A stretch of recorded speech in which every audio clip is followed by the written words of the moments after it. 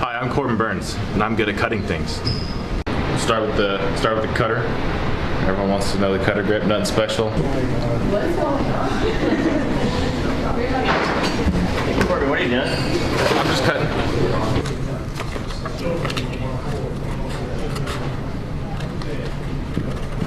Corbin, are you cutting again?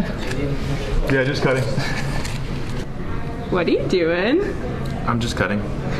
That was awkward. Milwaukee Brewers ace and master cutter Corbin Burnes joining the show. Corbin, thanks for joining us. All right, Mr. Burnes. Okay, let's get to the suit you were rocking this year. It got a lot of positive attention on the red carpet at the All-Star game. What kind of feedback did you get about it? Yeah, it was good. It was flashy. It was one of those things. It was a last-minute deal. I was out of the All-Star game late, so I had to do what I can to still look good on the carpet. And I had a couple options to choose from, but that was the most flashy one. So we said, why not? Let's go with it. Hey, the All-Star experience, you've been pitching like an All-Star for years now, Cy Young candidate every year. How do you adapt?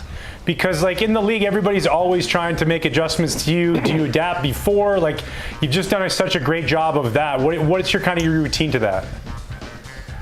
Yeah, I mean, since I came in the league in 18 and 19 as a reliever, obviously lots changed. But ever since I've been starting, you see the evolvement of hitters to left-handed hitters, right-handed hitters, kind of changing what they're doing at the plate. So we always stay on top of our toes and stay on top of our game and try to be ahead of it. Obviously that doesn't always happen, and you kind of have those outings where 2 or 3 outings in a row where they kind of get you, so you have to make those adjustments. But yeah, we've been able to make the adjustments this year, from early on in the year. So it's been good, and we're on a good roll right now. Hey, as pitchers, we win with our A stuff. We got to figure out when we win with our B and C stuff. Sometimes, like you had this moment in Cincinnati where I don't know if you were rocking your E mentality where you almost fainted on the mound, but you rallied back to come out in the 6th. Did you have smelling salts? How did you get through this? That was scary. That's the first time anything like that's ever happened to me. I got kind of dizzy, kind of went cross-eyed. We think it was more like a heat stroke related thing. Everyone's asking me like, "Did you eat?" It's like, "Yeah, I ate. I drank a ton of water." So I'm not sure exactly what it was, but we went down in between innings and got cooled off and came out, and I guess we found our A stuff there for that last inning. Yeah, that happened to me yesterday doing the roof at the ranch. I'm going to be honest with you, same thing. So I literally got off the roof and went inside and sat down. I thought I was going to pass out. I'm like, man, I'm alone. I'm good. Took a little 30 minutes and I was fine. I do want to ask you, get back to the All-Star game.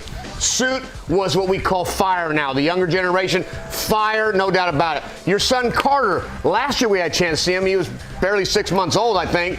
And then this year the wife and Carter back at it. What's it like, though? He's been to 2 All-Star games with Pops, and he's better than 2 years old. This has got to be awesomeness.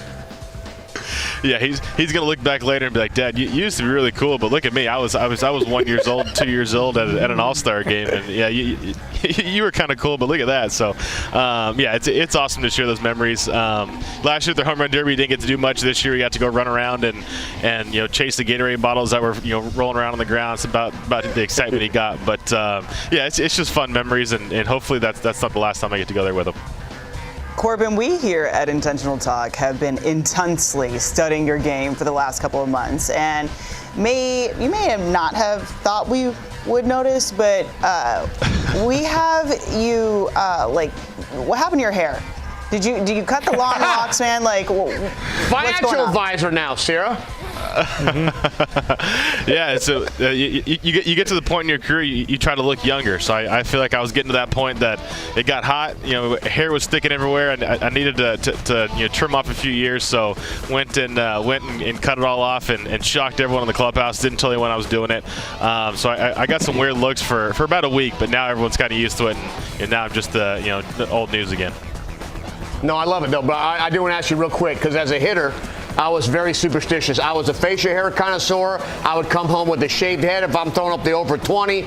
Are you superstitious as a pitcher? Not really. For me, I go out there and I try to prepare for anything. I got my routines that I go through, and I feel like when I'm out on the mound, it's trying to take one pitch at a time and go at it. But for me, the hair wasn't really a superstition thing. I think it was more just kind of laziness, and COVID happened, and I was like, what do I need to cut my hair for? And then 3 years later, I was like, man, I'm getting pretty scruffy. I need to trim it up a little bit, looking a little homeless. So cleaned it up and look a little more human again. Hey, I'm curious, when you cut your hair like that, do you change wardrobes too? Like, because you were going from like you could have been frontman for Leonard Skinner to like you're in Men in Black or something. Yeah. Nah, not really. I don't have much style to begin with. My wife can vouch for that as well. It's kind of the same thing over and over again. But the only thing that kind of upset our equipment manager had to exchange out the hats. So that was a week process because you go on the road and you got a different hat, and then you got the City Connect, so that's a different hat. So finally, about 2 weeks after the haircut, we finally got all the hats changed out. But that's about the only wardrobe change that I had. Hey, last question for me. Take me back about a month ago. You made a catch against the Reds. And then it was like you were excited about this catch. And then all of a sudden, the top of the inning, then you got the hee-ho out of there. Tell me what happened, because the catch is firing up. Boom! Yeah, made a great catch. Almost got kicked in the face by Rowdy. Was unhappy with some of the strike calls that had gone out throughout the game. I was told I was done in the dugout, so I still had the still was a little bit angry. So I hit him with a wind, probably not on a pitch that was actually, we later looked at, was also a ball. But hit him with the shoulder shrug, and nowadays that's enough to get you tossed. Love the catch, though. Yep. We're athletes out there, Kevin. Corbin is proving that pitchers are athletes, Sierra. He's letting everybody know. Thank you so much, Corbin. Yeah. Yep, I'll do my best. Pitchers are athletes. That is no secret. But we want to know a secret of yours, Corbin. It's time for Secret Santos. This is where you tell us a secret that nobody knows about you. So what is it? Oh, geez. Secret no one knows. I'm a pretty avid fisherman. Not a lot of people know that. Most people know that I like to golf, and I'm pretty good at golf. But fishing is probably what I like to do more than anything. Probably more than baseball. What's the biggest fish you've ever caught?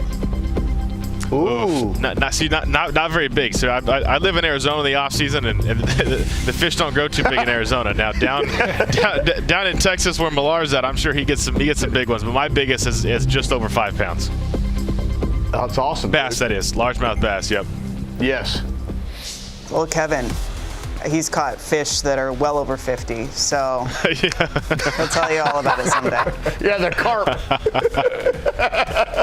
Corbin, thanks very much for coming on IT. We appreciate the time, dude. man. Yep, Austin, thank you guys for having me on.